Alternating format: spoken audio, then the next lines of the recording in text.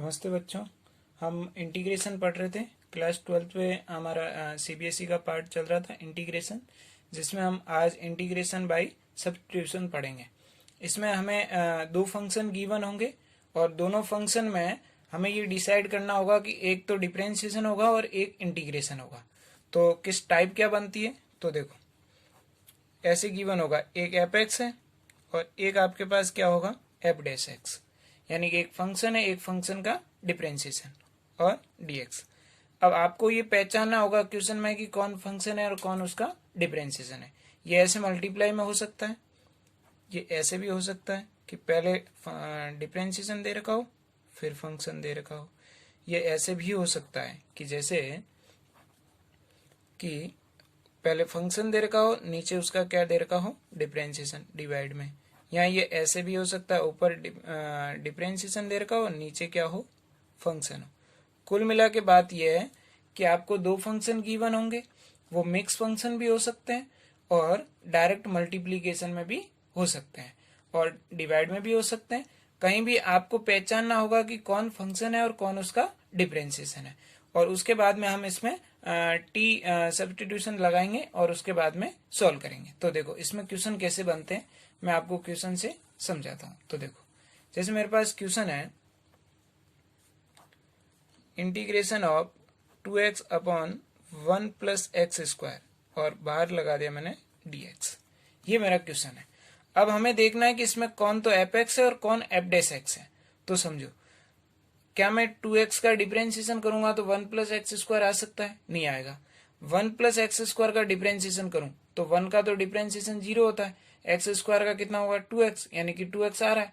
तो इसमें मैं क्या कर दूं, इस ये डिनोमिनेटर वाला, तो ये मेरा ये वाला है, ये वाला पार्ट है, ऊपर फंक्शन है और सॉरी ये वाला पार्ट है कि नीचे फंक्शन है, ऊपर क्या है, उसका डिफरेंशिएशन।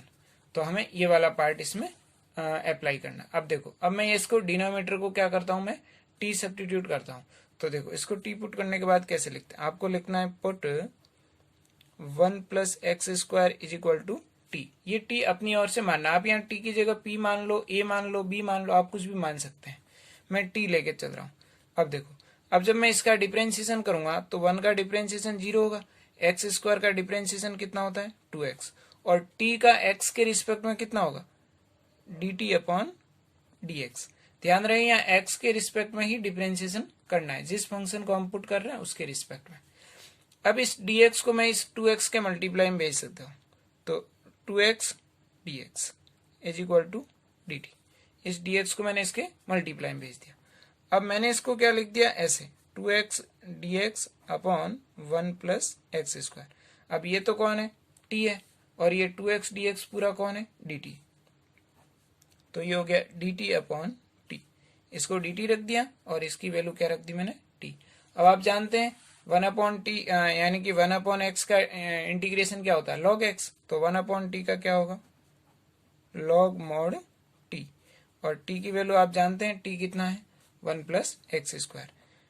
ये हमें t की वैल्यू वापस रखनी पड़ेगी, क्यों, क्योंकि हमारा जो क्वेश्चन है वो x की फॉर्म में था, ना कि t की फॉर्म में। हमें वापस x की फॉर्म में ही आंसर देना है, t में आंसर नहीं देना है। एक और बात ध्यान रखें, जैसे मैंने यहाँ dx को इधर भेजा, अब आगे जो मैं क्वेश्चन करूंगा उसमें मैं डायरेक्ट dx यहीं लिखूंगा और इधर dt लिखूंगा। तो आप समझ जाना कि ये dx कहाँ से आया, मतलब इस dt अपॉन dx वाला मैं dx इधर लिखूंगा। जैसे देखो, जैसे मैं आपको क्वेश्चन करके बताता हूँ, क्वेश्चन समझे। क्वेश्चन है हमारे पास कि इंटीग्रेशन ऑफ e की power 10x dot sec square x dx। अब ये क्वेश्चन है। अब देखो इस क्वेश्चन को समझो, e की पावर 10x और sec स्क्वायर एक्स दो फंक्शन है और दोनों किसमें है, मल्टीप्लीकेशन में। अब देखो sec स्क्वायर एक्स का अगर मैं डिफरेंशिएशन करता हूं तो 10x नहीं होता, ना e की पावर आएगा। तो मैं क्या करता हूं, इस 10x को t पुट कर लेता हूं। तो मैंने यहां लिखा put 10x is equal to t, और मैं जानता हूं 10x का इंटीग्रेशन होता है वो sec स्क्वायर एक्स होता है। मैंने लिखा इसको sec square x dx is equal to dt। dt by dx होगा, उस dx को मैंने इधर लिख दिया। ऐसा जानबूझ के लिखा क्योंकि यहाँ dx sec square x dx चाहिए मुझे, और उसकी वैल्यू कितनी होगी, dt, और इधर से क्या आ जाएगा, t। अब देखो e की पावर में 10x की जगह क्या रख दूंगा, t, और इस पूरे की वैल्यू कितनी आई मेरे पास, dt। अब e की पावर t dt, e की पावर t का इंटीग्रेशन e की पावर t प्लस c, और आप जानते हैं e की पावर t की वैल्यू कितनी है 10x, तो अपना आंसर कितना होगा e की पावर में 10x प्लस c। इस तरीके से आपको करना है।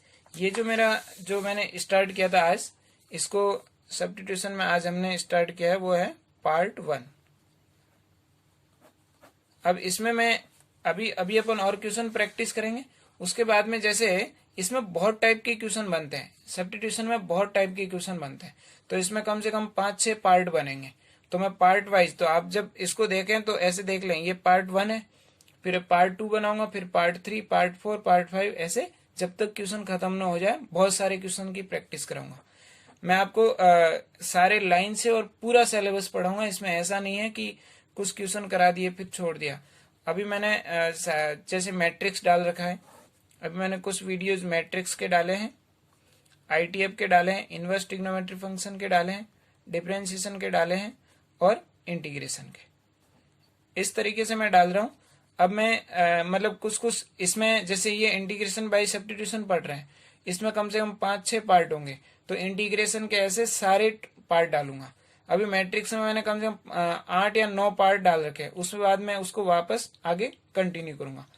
तो इसमें सारे जितने भी टॉपिक है, मतलब 12th क्लास के और 11th क्लास के मैथ के, उनके टॉपिक्स वाइज सारे वीडियो डालूंगा। अभी मैं कुछ वीडियो डाल पा रहा हूँ क्योंकि समय लगेगा, आपको पता है एक साथ सारा पॉसिबल नहीं है, पर मैं डालता जा रहा हूँ। इसमें हर रोज 2-3 वीडियो में डालता जा रहा हूँ। तो आपके पूरा इंटीग्रेशन इसमें मैं पढ़ाऊंगा, तो आपको धैर्य रख के इसमें समझना है और ये ध्यान रखना है कि ये पार्ट 1 है। अब मैं अगला जब बनाऊंगा तो उसमें पार्ट 2, फिर पार्ट 3, फिर पार्ट 4, फिर पार्ट 5, ऐसे बनाता जाऊंगा।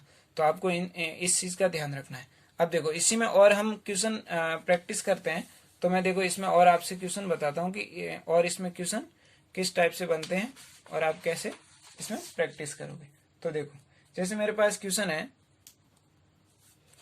आया कि e की power sin x dot cos x dx। अब देखो ये वैसा ही क्वेश्चन है जैसा मैंने अभी बताया था, e की power 10x sec square x या e की power sin x cos x।